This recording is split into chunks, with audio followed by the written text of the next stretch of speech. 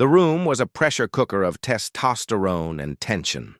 Inside a secure briefing facility in Iraq, a group of elite Navy SEALs and special operators huddled around a table scattered with grainy surveillance photos and hand-drawn maps.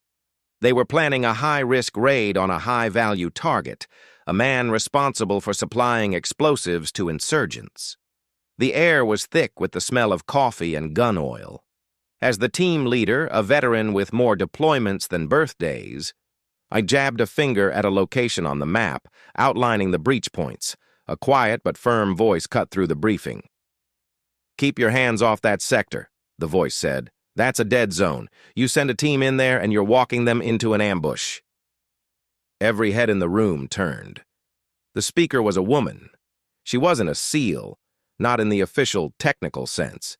Her name was Senior Chief Shannon M. Kent, and her title was Cryptologic Technician.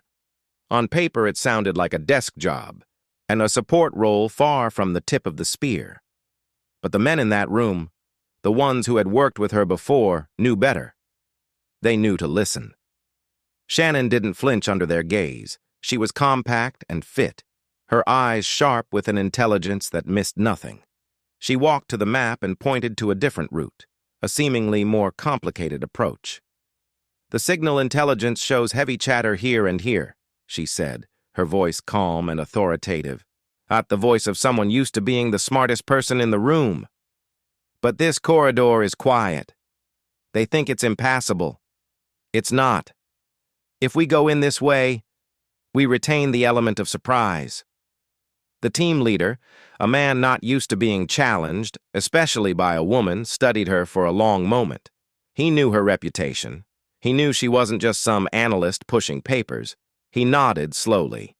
"All right, Kent, we do it your way." The raid was a success, and they captured the target without a single casualty. Shannon Kent had just saved their lives. This was Shannon Kent's world. She was a legend in the shadowy corners of the special operations community, a woman whose skills were so vital that the most elite warriors on the planet trusted her with their lives. She was a wife, a mother, a cancer survivor, and one of the most effective weapons the U.S. military ever deployed against its enemies. Her story is not one of a woman trying to be a SEAL. It's the story of a warrior who made herself so indispensable that the SEALs came to her. Shannon Kent grew up in a family of first responders on Long Island, New York. Her father was a commander with the New York State Police, and her uncle was a firefighter. The values of service and duty were woven into the fabric of her childhood. When the planes struck the Twin Towers on September 11, 2001, it was a personal blow. Her father and uncle both responded to the attacks. As the event solidified her resolve. In 2003, at the age of 20, Shannon enlisted in the U.S. Navy. But Shannon wasn't destined for a life on the deck of a ship. She possessed a rare and extraordinary gift, an innate talent for language. The Navy recognized this and sent her to the grueling Defense Language Institute in Monterey, California. There, she didn't just learn a language, she absorbed them. She became fluent in 7 languages, including multiple dialects of Arabic so specific and nuanced that she could pinpoint a speaker's region, even their religion, within minutes of hearing them talk. This wasn't just academic prowess, it was a superpower on the battlefield. Her first deployment to Iraq in 2007 was a trial by fire. She was assigned to a special operations task force in Balad, a massive air base that was a hub for the war. In the early days, women were officially barred from direct combat roles. But necessity, and as it always does, began to break down barriers. Commanders quickly realized that to effectively fight an insurgency, they needed to be able to interact with the population, including the women and children, who were often invisible to the all-male SEAL teams. This is where Shannon found her purpose. She was more than just a translator, she was a cultural chameleon. During missions, she would conduct what was called tactical questioning. While the SEALs stood guard, now their weapons at the ready, Shannon would kneel down and talk to local women, to shopkeepers, to children. Her easy manner and perfect command of their language put them at ease.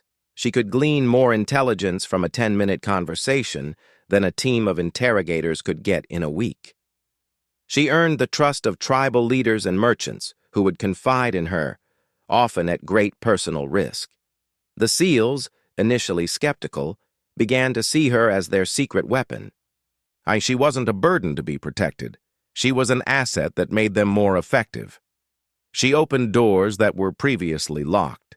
She became known by a nickname among the Iraqi forces she worked with: Shema. It was a common Iraqi name, but the way they spoke, it carried a weight of respect and affection. To them, she wasn't just another American soldier. She was one of them, a woman who understood their jokes, their slang, their customs.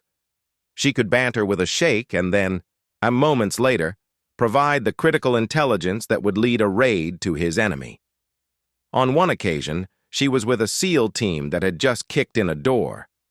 While the team cleared the rooms, Shannon sat down on the floor with the terrified wife and children of the target. She spoke to them softly in their own dialect, calming them down, building a rapport. Within minutes, the wife, grateful for the kindness, told Shannon where her husband was hiding. The information was passed on, and then the target was captured without a single shot being fired. This was Shannon Kent's war. She fought it with an M4 rifle strapped to her side and a profound understanding of the human heart. In 2008, after proving her mettle in combat, Shannon decided she wanted to be even more integral to the teams she supported. She volunteered for and successfully passed the Naval Special Warfare Direct Support course. She was the only woman in her class. She ran for miles with a heavy rucksack, qualified as a marksman, and learned the tactical movements and small unit tactics that would allow her to operate seamlessly alongside SEALs in the most chaotic environments. She completed the Jerry Barnhart Tactical Marksmanship Program, becoming a deadly shot, and the Team O'Neill Tactical Mobility Training, learning how to handle vehicles under fire. She was no longer just a support asset. She was an operator in every sense but the official designation.